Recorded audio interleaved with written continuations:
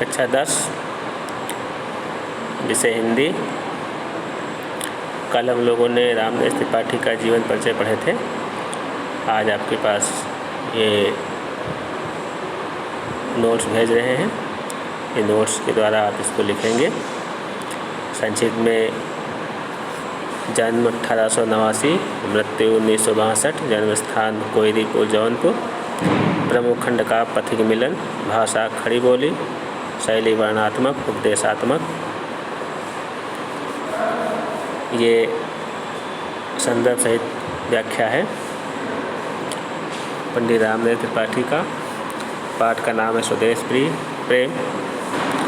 अतुलनीय जिनके प्रताप का साक्षी है प्रत्यक्ष दिवाकर, घूम घूम कर देख चुका है जिनकी निर्मल कीर्ति निशाकर, देख चुके हैं जिनके अवैभव ये नभ के अनंत तारागण, अगणित बार सुन चुका है नभ जिनकी विजय घोष रणगर्जन। सबसे पहले प्रस्तुत पद्यांश हमारी पाठ्यपुस्तक हिंदी काव्य खंड में संकलित श्री राम नरेश त्रिपाठी द्वारा रचित स्वदेश प्रेम शीर्षक कविता से अवतरित है। यह कविता त्रिपाठी जी के काव्य संग्रह स्वप्न से ली गई। विशेष इस शीर्षक के अंतर्गत आने वाले समस्त पद्यांशों के लिए यही संदर्भ प्रयुक्त होगा अर्थात लिखा जाएगा। ये बार बार इसका संदर्भ नहीं लिखेंगे हम, क्योंकि 8 पद्यांश हैं इसमें। 8 पद्यांशों के लिए शीर्षक यही रहेगा। प्रसंग बदलता रहता है तो प्रसंग को हम आगे लिखेंगे। प्रसंग है कवि ने इन पंक्तियों में भारत के गौरवपूर्ण अतीत की झांकी प्रस्तुत की है। इस प्रकार से अब हम व्याख्या पढ़ते हैं। त्रिपाठी जी कहते हैं कि तुम अपने उन पूर्वजों का स्मरण करो, अतुलनीय जिनके प्रताप का साक्षी है प्रत्यक्ष दिवाकर। जिनके अतुलनीय प्रताप की साक्षी सूर्य आज भी दे रहा है। अच्छा, जिनका जो प्रताप था, यश था, उस यश का जो गवाह है सूर्य आज भी है।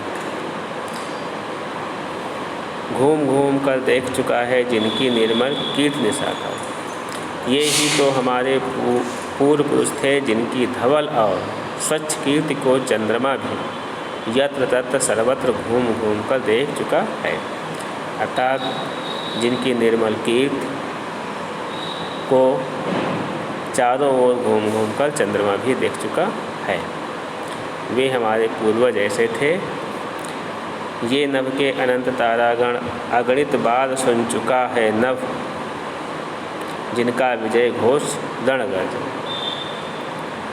जिनके ऐश्वर्य को तारों का अनंत समूह बहुत पहले ही देख चुका है। यानी जिनका ऐश्वर्य, हमारे पूर्वजों का ऐश्वर्य को तारों का अनंत समूह बहुत पहले देख चुका है। हमारे पूर्वजों की विजय घोषों और युद्ध गर्जनाओं को भी आकाश अनगिनत बार सुन चुका है। तात्पर्य है कि हमारे पूर्वजों के पवित्र चरित्र, प्रताप, यश, वैभव, युद्ध कौशल आदि सभी कुछ अद्भुत और अभूतपूर्व था। इस प्रकार से कवि ने इस स्वदेश प्रेम के माध्यम से इस प्रथम खंड में हमारे पूर्वजों के यश गाथा का वर्णन किया है। अब इसके काव्य सौंदर्य हम पढ़ेंगे। काव्य सौंदर्य, कवि ने अपने पूर्वजों के गुणों का गरिमामयी गान किया। नंबर 2 है भाषा संस्कृत शब्दों से युक्त साहित्यिक खड़ी बोली। नंबर 3 शैली भावात्मक रसवीर। 5 नंबर गुण ओज। छंद, प्रत्येक चरण में 16 मात्राओं वाला मात्रिक छंद। अलंकार, अनुप्रास, रूपक और पुनरुक्ति प्रकाश। इस प्रकार से हम लोगों ने प्रथम खंड का अध्ययन किया।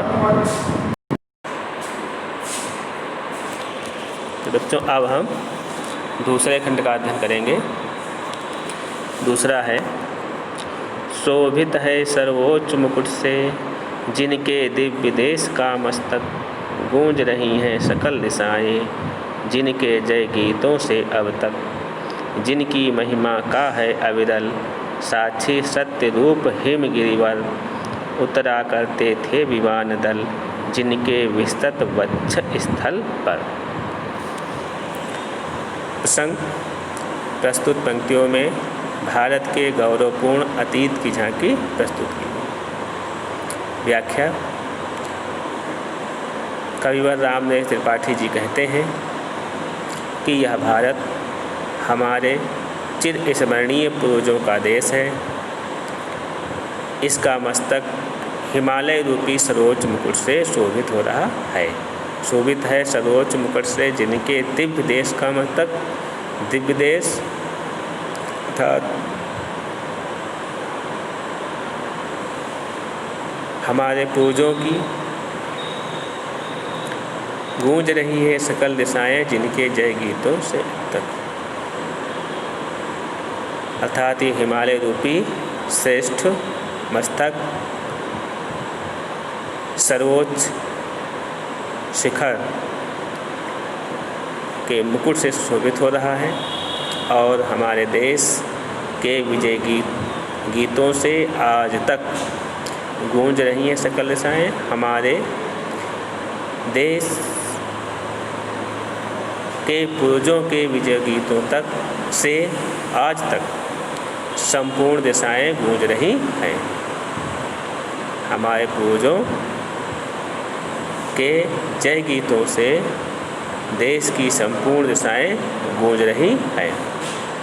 जिनकी महिमा का अविरल साक्षी सत्य रूप हिम गिरिवर। तब कहता है जिनकी महिमा की गवाही आज भी सत्य स्वरूप वाला श्रेष्ठ हिमालय दे रहा है।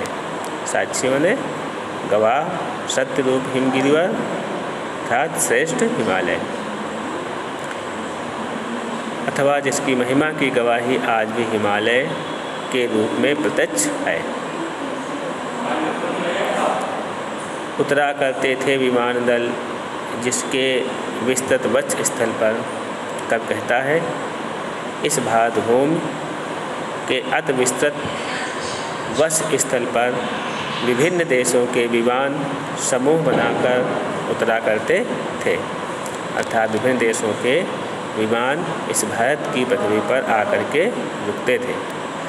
पुनः एक बार देखेंगे। कब कहता है कि ये हमारे देश चिर स्मरणीय पूर्वजों का देश है। इसका मस्तक हिमालय रूपी सर्वोच्च मुकुट से शोभित हो रहा है। हमारे पूर्वजों के विजय गीतों से आज तक भी संपूर्ण दिशाएं गूंज रही हैं।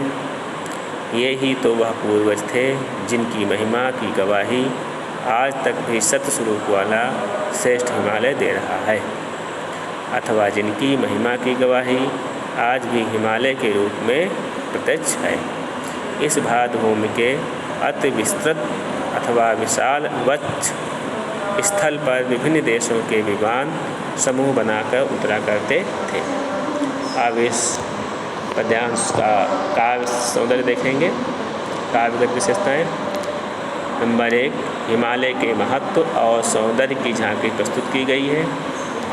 भाषा साहित्यिक और बौद्धिक खड़ी बोली, शैली भावात्मक और वर्णनात्मक, रसवीर गुणओज, छंद प्रत्येक चरण में 16-16 मात्राओं वाला मात्रिक छंद, अलंकार अनुप्रास और रूपक। तो बच्चों आज के इस शिक्षण में 2 ही पदों को ले रहे हैं। शेष 2 पद आगे कल हम आपको पढ़ाएंगे। इससे संबंधित इसको आप जो पहला है ये केवल लिखिएगा, बाकी आप इससे पढ़ते रहेंगे, आप रिवीजन करते रहेंगे। इस प्रकार से इस पाठ का जो संक्षिप्त जीवन परिचय है वो भी हम आपको भेजेंगे, जिसको आप लिख लेंगे। थैंक यू पढ़ने के लिए आप लोगों को।